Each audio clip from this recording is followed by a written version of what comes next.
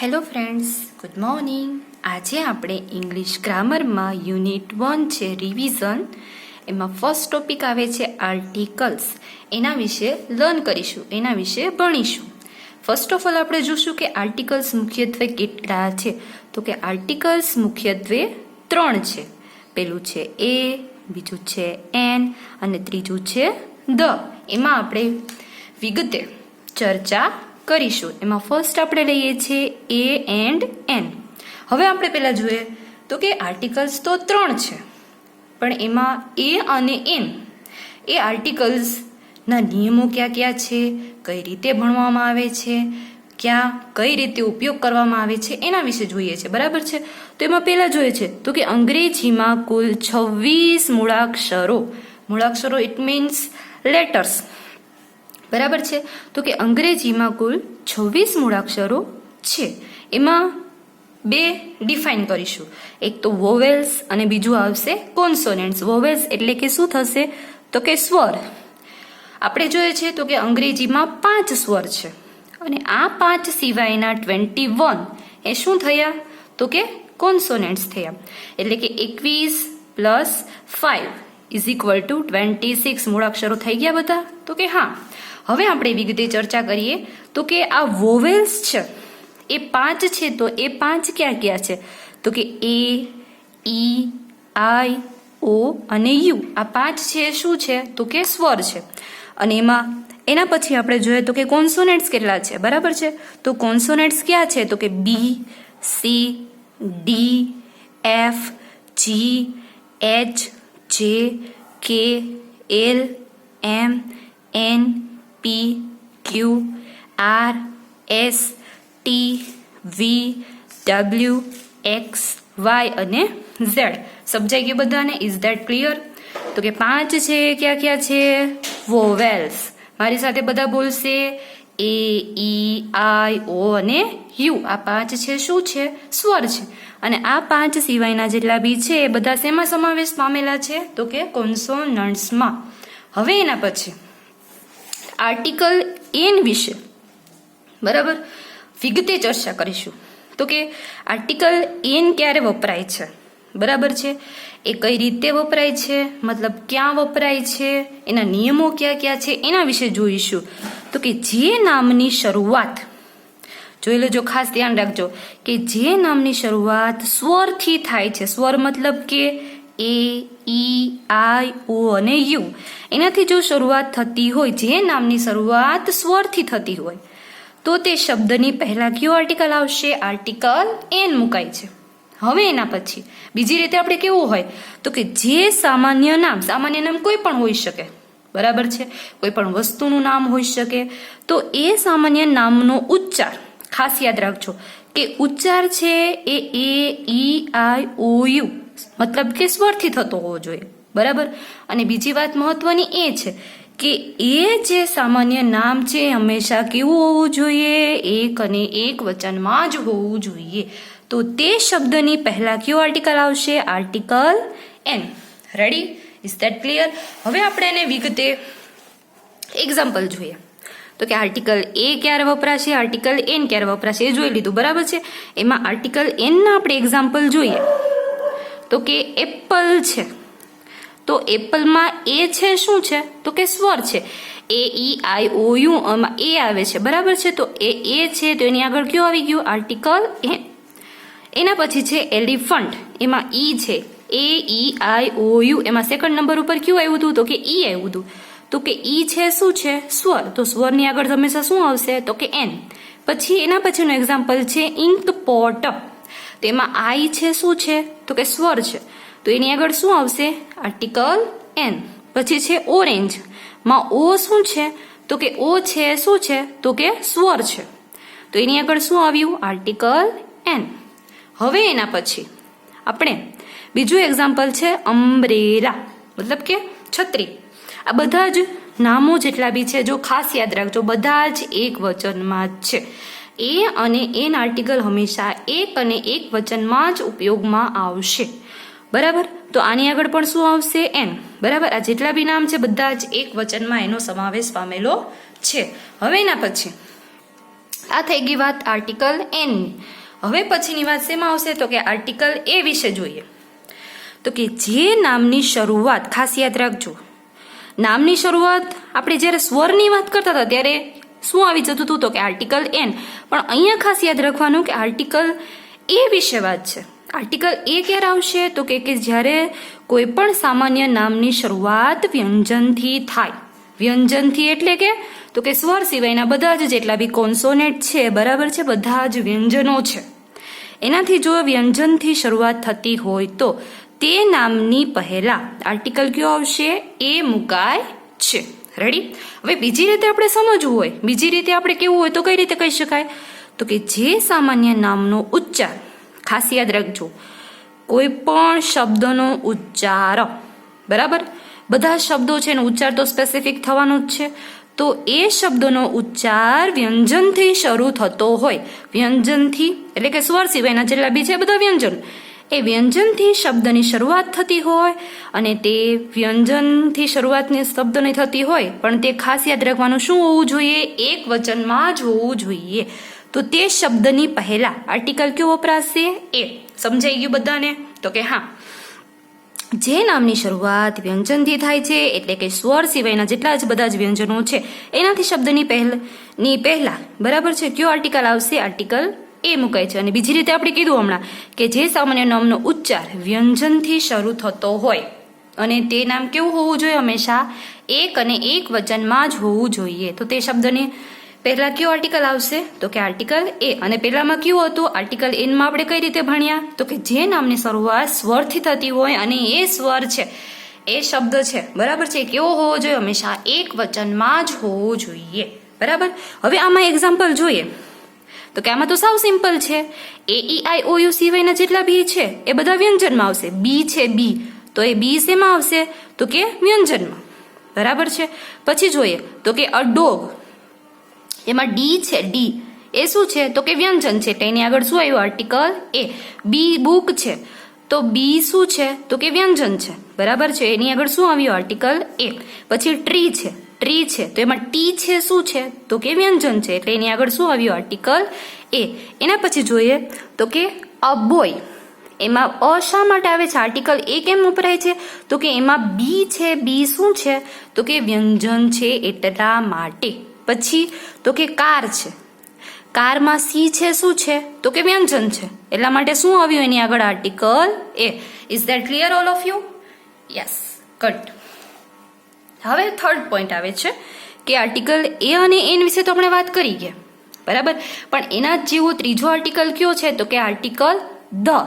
તો એના જે યુઝીસ ઓફ ધ એટલે કે ધના ઉપયોગ વિશે વાત કરવાની છે. રેડી? આપણે તો કે હવે એમાં આપણે નિયમ વાઇઝ જોઈએ, એમાં કેટલા કેટલા નિયમો લાગુ પડે છે, બરાબર છે. તો કે ફર્સ્ટ આપણે જોઈએ તો કે સમગ્ર જાતિનો ઉલ્લેખ કરાયેલો હોય ત્યારે, ખાસ યાદ રાખજો, સમગ્ર જાતિ, બરાબર, જાતિ મતલબ કે કોઈ બી જાતિ હોઈ શકે, કોઈ બી પશુ પક્ષીની આખી જાતિની વાત કરેલી હોય અને આ જ જાતિની વાત આપણે આખા સમગ્ર જાતિનો પાછો બીજી વાર આપણે ઉલ્લેખ કરવાનો છે ત્યારે કયો આર્ટિકલ આવશે? Article the. જેમ કે એમાં એક્ઝામ્પલ જોઈએ તો કે the donkey is a hard working animal, બરાબર છે. ડોંકી એટલે કે ગધેડો. આપણને ખબર છે આખી જાતિમાં આપણે ગધેડાની આખી જાતિ વિશે વાત કરેલી છે, બરાબર છે. એ આખી જાતિ કેવી છે તો કે ખૂબ મહેનતુ છે, બરાબર. પ્રાણીઓની આખી જાતિમાં જે ગધેડાની જાતિ છે એ કેવી છે? મહેનતુ છે. તો આખી જાતિ વિશેની વાત કરી છે તો એના માટે કયો આર્ટિકલ આવશે? ધ. સેકન્ડ એક્ઝામ્પલ છે the cow give us milk. ગાય છે, એક જ ગાયની વાત નથી કરેલી પણ આખા ગાયના સમૂહ વિશેની વાત કરેલી છે. રેડી? તો આખા સમૂહની વાત કરેલી છે, આખા ગાયના સમૂહની વાત કરેલી છે કે એક ગાય દૂધ નથી આપતી પણ બધી જ ગાયો દૂધ આપે છે, એટલે the cow give us milk, બરાબર છે.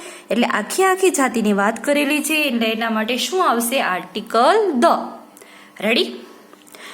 એના પછીનો નિયમ બીજો છે, એમાં શું કહે છે તો કે કોઈ પણ વ્યક્તિ કે વસ્તુનો ફરી પાછો ઉલ્લેખ કરવો હોય ત્યારે, માનો કે કોઈ પણ વ્યક્તિ કે વસ્તુનો આપણે એકવાર વાત કરી લીધી છે, પાછી એની એ જ વસ્તુનો પાછો બીજી વાર ઉલ્લેખ કરવો છે ત્યારે શું આવશે? આર્ટિકલ ધ મુકાય છે. એમાં એક્ઝામ્પલ છે કે ધીસ ઇઝ અ પેન. આ એક પેન છે અને પાછી મારે આને આ જ પેનની મારે બીજી વાર વાત કરવાની છે ત્યારે અહીંયા આર્ટિકલ એ નહીં આવે, ત્યારે શું આવી જશે? Article the. બરાબર છે. આ એક પેન છે અને એ જ પેન કેવી છે? પાછી રેડ કલરની છે. રેડી? હવે એના પછી છે બીજું આપણે એક્ઝામ્પલ લઈએ તો કે ધેટ ઇઝ એન ઓનિયન. પેલી એક ડુંગળી છે અને the onion is pink. That is an onion. પેલી એક ડુંગળી છે અને એને એ જ ઓનિયનની પાછી વાત કરેલી છે. કેવી છે? તો કે પિંક કલરની. બરાબર. તો આને આ જ ડુંગળીની પાછી મારે બીજી વાર વાત કરી છે એટલે એની આગળ કયો આર્ટિકલ આવશે? Article the. એના પછીનો નિયમ ત્રીજો છે કોઈ ચોક્કસ વ્યક્તિ કે વસ્તુનું નિર્દેશ કરવા માટે, મતલબ કે આપણે જોઈએ બોક્સ પડેલું છે, બોક્સમાં ઘણા બધા બોલ્સ છે, એ બોલ્સમાં મારે યલો કલરના જ બોલ્સની વાત કરવી છે, યલો કલરના જ બોલની વાત કરવાની છે, દડાની વાત કરવી છે. તો કોઈ ચોક્કસ વસ્તુ થઈ ગઈ. રેડી? તો એનો નિર્દેશ કરવો છે તો મારે શું કરવું પડે? એની આગળ આર્ટિકલ ધ વાપરવો પડે. એના પછીનો નેક્સ્ટ નિયમ 4 છે જે દુનિયામાં એક અને માત્ર એક જ વસ્તુ છે. ખાસ યાદ રાખજો, દુનિયામાં એક અને એક જ વસ્તુ, એના જેવી બીજી કોઈ વસ્તુ નથી. ત્યારે એની આગળ કયો આર્ટિકલ આવશે? આર્ટિકલ ધ મુકાય છે. જેમ કે ધ અર્થ. આપણે ખબર છે કે દુનિયામાં પૃથ્વી એક જ છે. બરાબર છે. સૂર્ય પણ એક જ છે, સન પણ એક જ છે, એના જેવો બીજો સૂર્ય આપણે નથી જોઈ શકતા. બરાબર. પછી ધ મૂન છે, પછી ધ સ્ટાર્સ છે, પછી દિશાઓ, ડાયરેક્શન્સ, ઉત્તર, દક્ષિણ, પૂર્વ, પશ્ચિમ, north, east, south and west. આ ચારે ચાર દિશાઓની વાત કરેલી છે. તો આ વસ્તુ છે એ બધી કઈ છે? દુનિયામાં એક અને એક માત્ર છે. આપણે એમ ન કહી શકાય કે ભાઈ આ તારી પૃથ્વી છે કે આ તારો સન છે, આ મારા તારા છે, એવી રીતે આપણે વાત ન કરી શકીએ. બરાબર. દુનિયામાં એક અને માત્ર એક જ વસ્તુ છે અને એનો જ મારે ઉલ્લેખ કરવો છે ત્યારે કયો આર્ટિકલ આવશે? ધ. એના પછી જોઈએ તો કે નિયમ 5 છે જ્યારે કોઈ વિશેષણની વાત કરવામાં આવી હોય ત્યારે તે વિશેષણની આગળ આર્ટિકલ ધ મુકાય છે. આપણે જોઈએ તો કે ફર્સ્ટ ઓફ ઓલ કે આ વિશેષણ એટલે શું? કોઈ પણ વ્યક્તિ કે વસ્તુમાં કોઈક ને કોઈક રીતે વિશેષતા આપેલી હોય છે. રેડી? એ કોઈ પણ વસ્તુ જોઈએ તો કે આ વસ્તુ કેવી છે? તો કે ખૂબ સરસ મજાની છે, બ્યુટીફુલ છે. કોઈ ગર્લ છે, બ્યુટીફુલ છે. બરાબર છે. આ જે પેન છે એ મોટી છે. બરાબર છે. તો આપણે એમ જોઈએ કોઈક વિદ્યાર્થીની મારે વાત કરવી છે. બરાબર. For example, Ketan is the cleverest student in the class. જો ખાસ યાદ રાખજો, વર્ગખંડમાં જે એક સ્ટુડન્ટનું નામ લીધું છે મેં, કેતન, એ કેવો છે? સૌથી હોશિયારમાં હોશિયાર વિદ્યાર્થી છે. તો આ જે ક્લેવરેસ્ટ છે, બરાબર છે, ક્લેવરને કયો પ્રત્યય લાગેલો છે? EST પ્રત્યય લાગેલો છે. બરાબર છે. ખૂબ જ હોશિયાર, સૌથી હોશિયાર વિદ્યાર્થી છે. કોણ? તો કે કેતન. તો આ જે ક્લેવરેસ્ટ છે શું થઈ ગયું? વિશેષણ. તો આ વિશેષણની આગળ મારે કયો આર્ટિકલ લગાડવો પડશે? ધ. રેડી? હવે એના પછીનો નિયમ 6 આવે છે જ્યારે કોઈ નદીઓના નામ આવે ત્યારે તે નામની આગળ આર્ટિકલ કયો વપરાશે? ધ. આપણે જોઈએ તો કે ભારતમાં ઘણી બધી નદીઓના નામ આપણે લઈ શકીએ. બરાબર. એમાંની એક ધ નર્મદા, ધ ગંગા, આ બધી સૌથી શ્રેષ્ઠ. બરાબર છે. તો એ નદીઓની આગળ કયો આર્ટિકલ આવશે? ધ. રેડી? હવે એના પછીનો નિયમ છે 7મો નિયમ છે જ્યારે કોઈ પર્વતોના નામ આવે ત્યારે તેની આગળ આર્ટિકલ કેવો વપરાશે? ધ મુકાશે. જેમ કે આપણે ગુજરાતનો જુનાગઢનો જ આપણે પર્વત લઈએ તો કે ગિરનાર છે, સૌથી ઊંચો પર્વત છે. બરાબર છે. તો એની આગળ કયો આર્ટિકલ આવશે? ધ. કેમ કે ગિરનાર જેવો બીજો પર્વત એ કોઈ ન કહી શકીએ આપણે. બરાબર છે. તો એની આગળ આર્ટિકલ કયો આવશે? ધ. એના પછીનો નિયમ 8મો છે તો કે જ્યારે કોઈ ટેકરી, ખીણ કે ખાડીની વાત કરવામાં આવી હોય ત્યારે, ખાસ યાદ રાખજો, ટેકરી, ખીણ કે ખાડી, કોઈ બી ખાડી હોઈ શકે. બંગાળની ખાડી હોઈ શકે. આપણે એમ કહીએ તો કે જુનાગઢમાં ભવનાથની ટેકરી છે, બરાબર છે. આપણે બધા વેકેશનમાં જાય છે તો કાલો ને ભવનાથ જાય, ભવનાથની ટેકરીએ જાય, બરાબર છે. તો એની આગળ શું આવશે? આર્ટિકલ ધ વપરાશે. ધ ભવનાથ હિલ, હિલ એટલે ટેકરી. પછી એવી જ રીતે તો કે બંગાળની ખાડી, તો બંગાળની ખાડી એટલે ધ બે ઓફ બેંગાલ, બે એટલે ખાડી, બરાબર, બંગાળની ખાડી. હવે એના પછી આપણે જોઈએ નિયમ 9. જ્યારે કોઈ રણની વાત કરવામાં આવી હોય, રણ ડેઝર્ટ, બરાબર, એની વાત કરવામાં આવી હોય ત્યારે એની આગળ કયો આર્ટિકલ આવશે? ધ. મતલબ કે આપણે સહારાનું રણ કહી શકીએ, ગોબીનું રણ કહી શકીએ, તો એ રણની આગળ કયો આર્ટિકલ આવશે? ધ. એના પછી છે નિયમ 10. કોઈ ટાપુ કે દ્વીપની વાત કરવામાં આવી હોય ત્યારે, ટાપુ, લક્ષદ્વીપ, બરાબર છે, લક્ષદ્વીપ, એ બધા ટાપુની વાત કરવામાં આવી હોય ત્યારે કયો આર્ટિકલ આવશે? ધ. એના પછી છે નિયમ 11.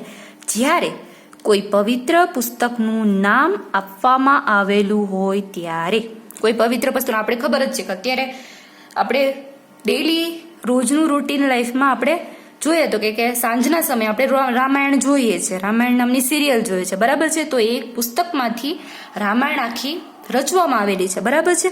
તો એ પુસ્તકનું નામ છે, તો એ પુસ્તકના નામની આગળ શું આવશે? Article the. એટલે શું કહેવાશે? ધ રામાયણા. નિયમ 12 છે. જ્યારે કોઈ ન્યૂઝપેપરની વાત કરવાની હોય ત્યારે, આપણે ઘણા બધા ન્યૂઝપેપર વાંચીએ છીએ, બરાબર, તો એ ન્યૂઝપેપરની મારે વાત કરવી છે. The times of India English newspaper છે, બરાબર, તો એની આગળ કયો આવશે? Article the. ધ સંદેશ સમાચાર, તો એની આગળ કયો આર્ટિકલ આવશે? ધ. હવે નિયમ 13 છે એના પછીનો. જ્યારે કોઈ ટ્રેનના નામની વાત કરવાની હોય ત્યારે, આપણે જોઈએ તો કે ટ્રેનના ઘણા બધા નામ્સ છે. ધી સૌરાષ્ટ્ર મેલ, ધ રાજધાની એક્સપ્રેસ. તેમાં ધ ક્યારે વપરાશે? તો કે આ બધી ટ્રેનના નામની આગળ. રેડી? હવે જ્યારે કોઈ ઓર્ડિનલ નંબર્સ, ઓર્ડિનલ નંબર્સ એટલે કે ક્રમવાચક સંખ્યા, first, second, third, fourth, fifth, એ બધા કેવી સંખ્યા થઈ? ઓર્ડિનલ નંબર્સ, બરાબર. તો એની મારે વાત કરવાની છે ત્યારે એની આગળ કયું આવશે? આ ઓર્ડિનલ ફર્સ્ટ, સેકન્ડ થયું, બરાબર, થર્ડ, એ રીતે ક્રમમાં થઈ. હવે આની આગળ મારે આર્ટિકલ લગાડવો છે તો કયો લાગશે? હંમેશા ધ. આપણે એમ ન કહી શકીએ કે ધ 1, ધ 2, ધ 3, એવી રીતે ન કહી શકીએ. આ કઈ રીતે પડે? રોંગ થાય.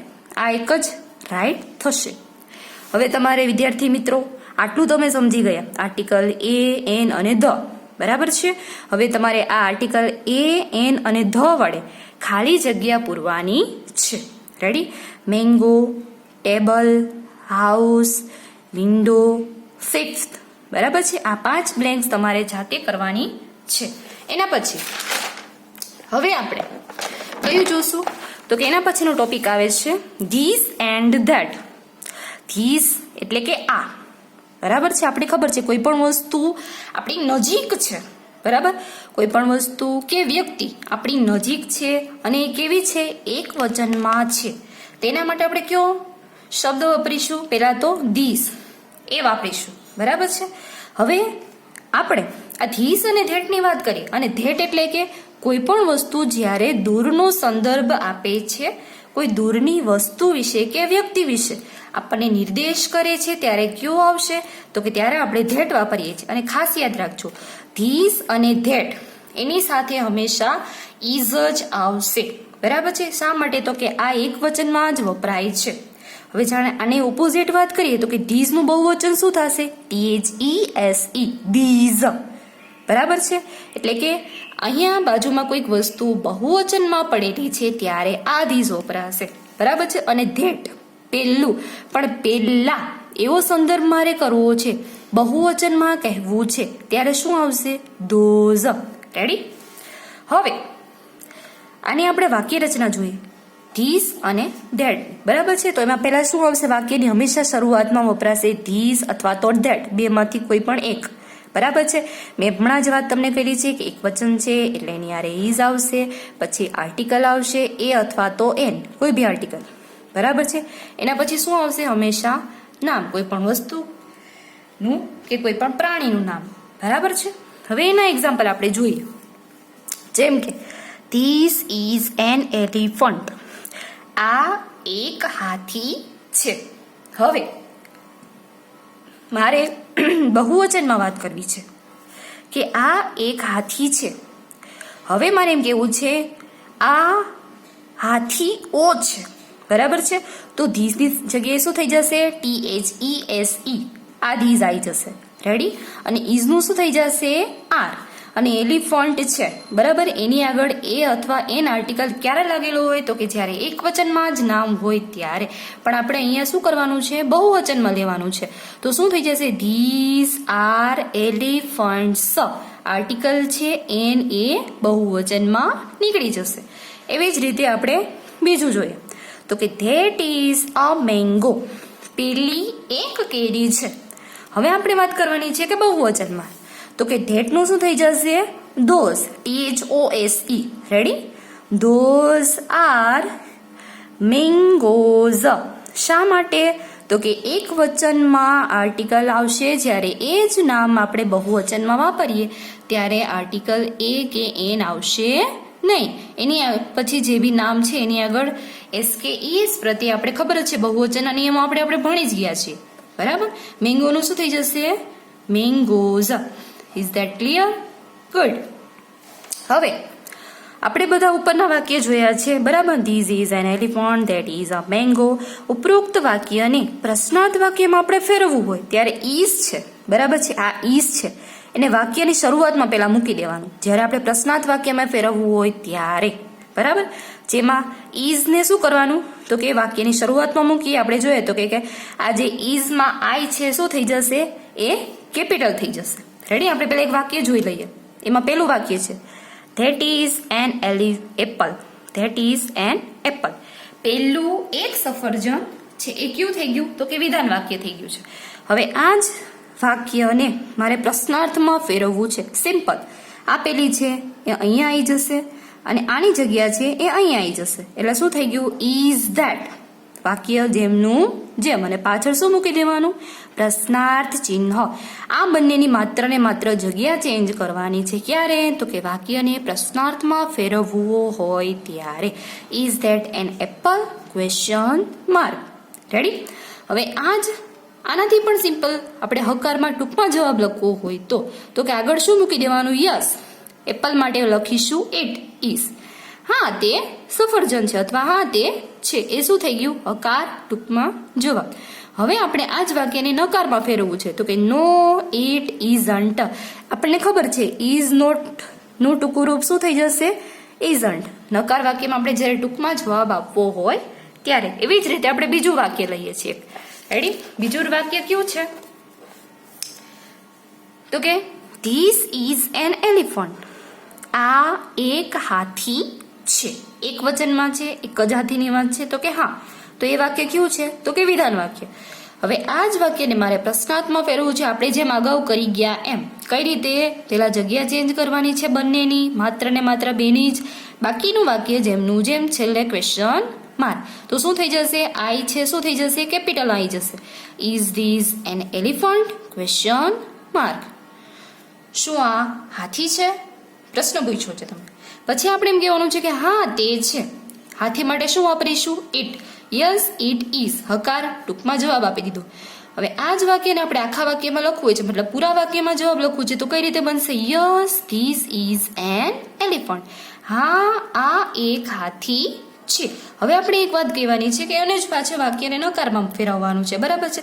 તો કે નો ઇટ ઇઝન્ટ. ના તે નથી, મતલબ કે ના તે હાથી નથી, બરાબર છે. એ આપણે કેમાં જવાબ લખેલો? તો કે નકાર વાક્યમાં જવાબ લખેલો છે. રેડી?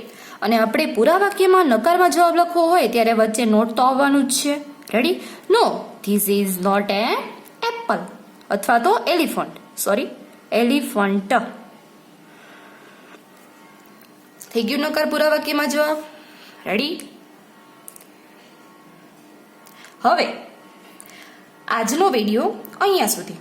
તમે માનો છો કે તમને બધાને જે બી કંઈ સમજાવેલું છે તમે ઘરે જઈને રિવાઇઝ કરશો? મતલબ કે અત્યારે તો બધા ઘરે જ છે. રિપીટ કરશો, રિવાઇઝ કરશો, સમજશો તમારી રીતે અને એકવાર શાંતિથી બધું જ રીડ કરી લેવાનું. Thank you.